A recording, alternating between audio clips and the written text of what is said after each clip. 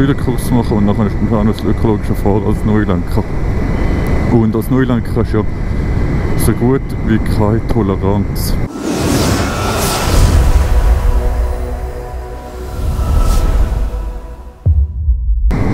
Moin meine lieben Freunde und herzlich willkommen zum neuesten Video. Und ja, ich habe gedacht gestern Abend so, soll ich noch TÜV fahren? Und dann so, ich habe gedacht, nein, scheiß drauf, nach dem ganzen Huren Schaffen und so.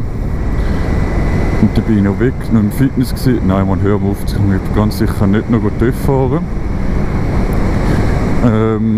Gehst doch morgen.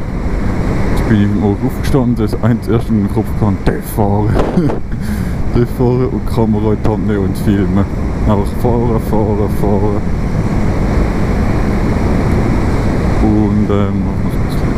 Und genau. Jetzt hat sie heute Morgen mit Kamera irgendwie nicht geladen, jetzt hat sie fast leer. Und dann habe ich so gedacht, oh, jetzt filmen, jetzt kurz filmen. Ich tue immer die Kamera schon die testen, also schon mit dem Mikrofon verbinden, kurz testen und dann habe ich es eingestellt, bis ich dann fahre. Dann kann ich während dem Fahren schnell über den roten Knopf drücken und dann filmt es. Das ist ganz chillig, nicht zuerst anhalten, einmal testen und dann funktioniert es nicht. Und so. Darum habe ich jetzt gesehen, oh, ist es fast leer. Dann. Genau, so viel zu dem. Heute geht es ein bisschen ums Thema Neulenker oder Rentner. Wie kann man das vergleichen, wie ich das gesehen habe. Weil es, ja, es ist einfach so, halt für die Neulenker ist es mega streng so, die müssen gewisse abgesehen vom Erste-Hilfe-Kurs, vom Nothelfer, Erste-Hilfe-Nothelfer, muss man auch als Neulenker ökologisch fahren und da der trifft der Schleuder, ich sage immer Schleuderkurs, aber heißt eigentlich anders. Den Schleuderkurs, sage ich jetzt mal, den Schleuderkurs machen und nachher ist man auch noch das ökologische Fahren als Neulenker. Und als Neulenker hast du ja so gut wie keine Toleranz. Also ich meine, wenn da etwas passiert, dann bist du einfach gerade am Arsch in dem Sinn, oder? Und das wollte ich eigentlich sagen, so, als Rentner sollte es vielleicht auch so gemacht werden, wie ich gesagt habe, viele Rentner die im Laden, die können kaum laufen, tut sich mega so mit Qualen bewegen, dass sie überhaupt an Äpfel oder an Bier kommen. So, ich wollte jetzt nicht irgendwie fies tönen gegen die Rentner, absolut nicht. Wir haben viele Rentner im Club, im MX5 Club, aber ich finde einfach, weißt du, du weißt genau, wie ich das meine, dass sie so zögerlich an Bananen oder so kommen und so sich Kuchen bewegen. Aber dann steigen sie doch ins Auto und du weißt, wie du musst Seitenblick und Reaktion und dann hast du nicht gesehen, was alles brauchst, wenn du im Auto bist.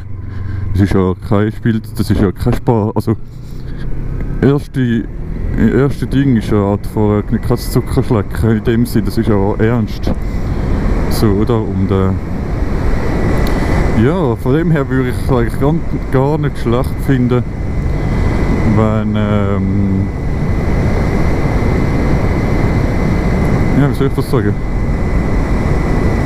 Würde ich es gar nicht schlecht finden, wenn die Rentner auch so ein bisschen strenger dran genommen werden. Weil, also ich weiß halt nicht, wie die Unfallstatistik ist so von den Rentner und von den Neulenker, aber ja.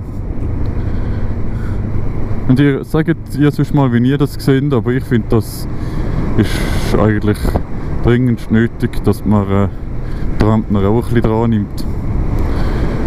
Und ein bisschen, vielleicht auch, ja, ich weiß nicht, ob es einen Nothelferkurs abbraucht, aber ich meine einfach ein bisschen mehr Kurs und so, weil statt dass man das Neulenker ausnimmt, wo kein Geld haben, weil sie jung sind und alles, oder?